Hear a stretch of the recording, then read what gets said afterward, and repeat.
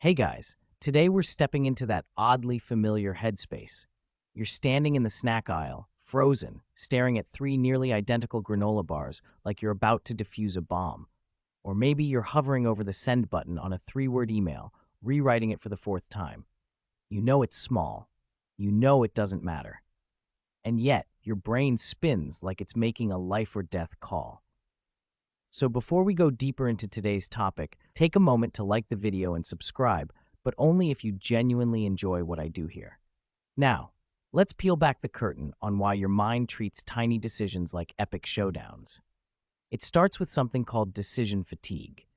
You make thousands of choices daily, and each one saps a sliver of your mental energy.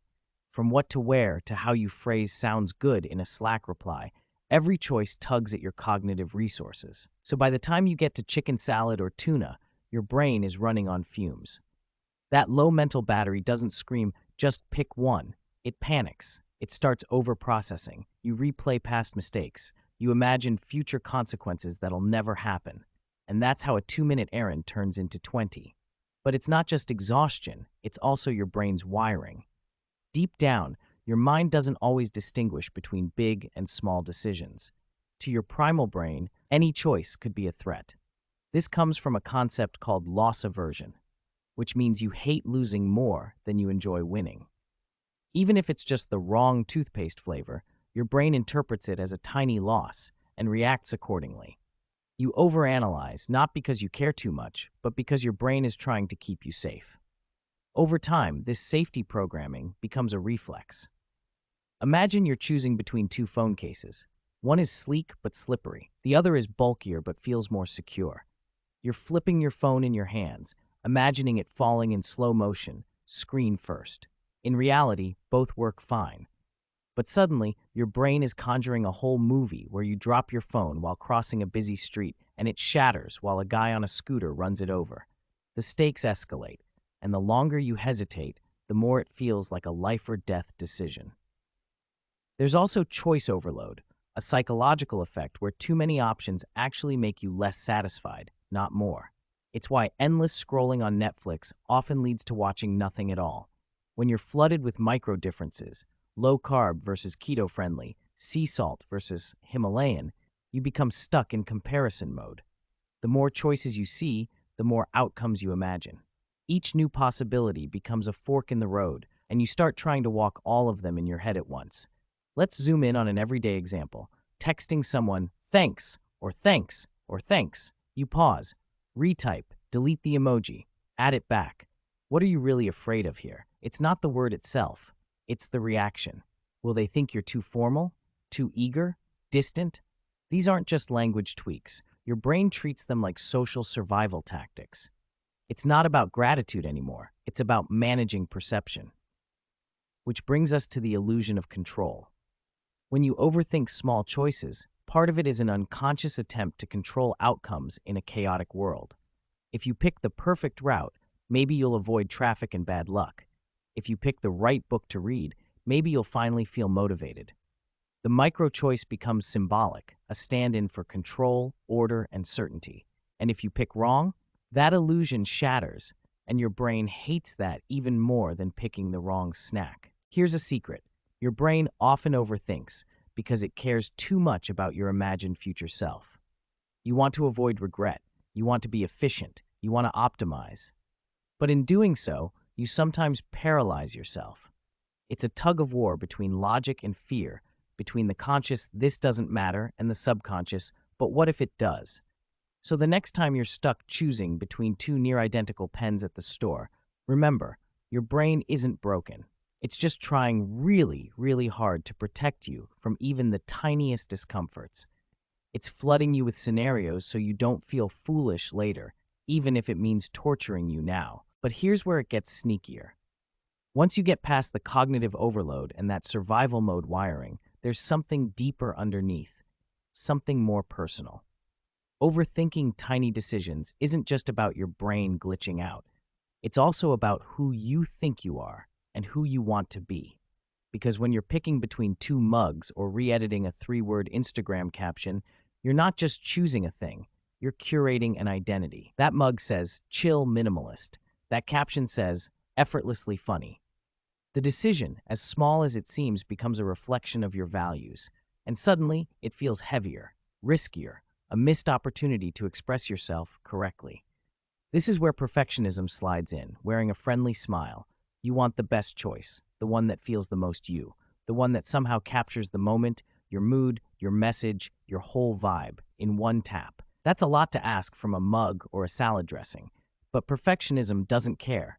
It whispers, if you just think it through one more time, you'll get it right. And the problem is, right never really arrives. That moving target keeps you spiraling. It's like trying to hit a bullseye on a dartboard that shifts every 5 seconds. The fear isn't failure, it's the anxiety of not choosing the ideal. And perfectionism always promises that ideal is out there, just one more thought away. Here's a relatable one. You're designing a new profile picture. You scroll through 32 photos, narrow it down to 3. Then you start zooming in. In one, your smile looks more genuine. In another, the lighting flatters you better. The third feels more professional. You ask a friend. They say, they all look good, not helpful. So you loop again. The picture isn't the problem. The deeper issue? You're afraid of being misread, because in that tiny decision, you see a reflection of your entire self-image. If you post the wrong one, people might think the wrong thing about you. This is your ego quietly fueling the spiral. Not ego in the braggy, arrogant way. Ego as in the self you carry, the version of you that wants to be seen a certain way, understood without explanation, respected without trying too hard. When that's on the line, even tiny decisions become emotional minefields. Another layer here is how micro-decisions stack up into narratives. Think of them like puzzle pieces. You want your pieces to add up to a clear picture, organized, creative, kind, smart, whatever story you're telling about yourself. So when a decision threatens to be off-brand, even slightly, your brain resists. You second-guess. You hesitate.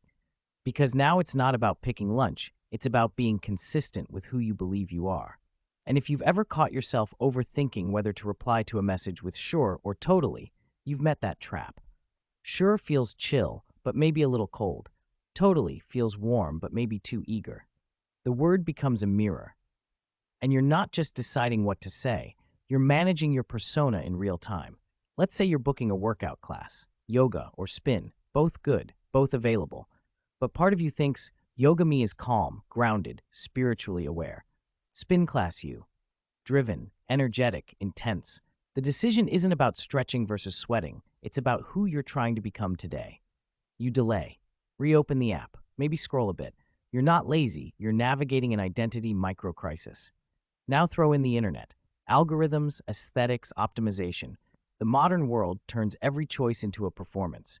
You don't just drink coffee, you post your coffee. You don't just pick a playlist, you let it set the tone of your whole morning. Even mundane decisions now carry an audience, real or imagined. So the stakes feel higher. Not because they are, but because you're constantly aware of how your choices might look, sound, or signal something to others. Here's the tricky part. Your brain rewards the spiral. It gives you a little serotonin bump every time you solve a decision, even if it took way too long. That relief, it becomes addictive. So your mind starts seeking more overthinking loops, thinking it's being helpful. That's the ego trap, where doing more feels like being in control, even if it's quietly exhausting you. And this is why you might go 10 rounds over which notebook to buy or which font to use on your resume. You want the notebook that aligns with your inner author aesthetic. The font that says, I'm modern but professional, competent but creative. It's not the notebook or the font. It's your self-worth being filtered through a seemingly trivial gateway. But here's the thing. You don't need to solve every choice. Not all of them matter.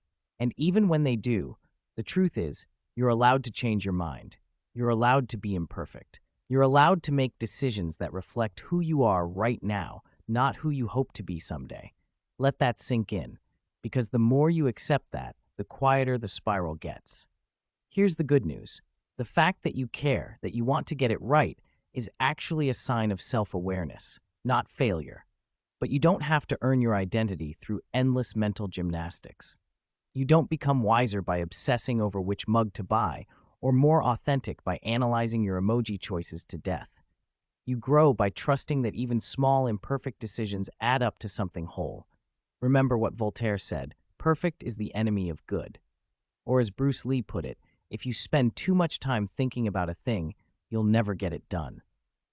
There's freedom in releasing the need to optimize everything.